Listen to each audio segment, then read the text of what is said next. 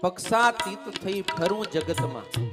એક પક્ષના હોય ને ત્યારે બીજા પક્ષની આપણે ઓટોમેટિક નિંદા કરીએ છીએ. આપણને ક્યાંક ને ક્યાંક મનાઈ જાય કે એ મારા નથી, આપણા નથી. જો એ અને બી હોય તો એ વાળા હોય ને એ હંમેશા બી ની નિંદા જ કરે, હારું કોઈ દી ના બોલે. અને જે બી પક્ષ વાળા હોય, જે પક્ષ ને વિપક્ષ સમજો ને તમે, બધે હોય પક્ષ અને વિપક્ષ, એનો કામ શું હોય?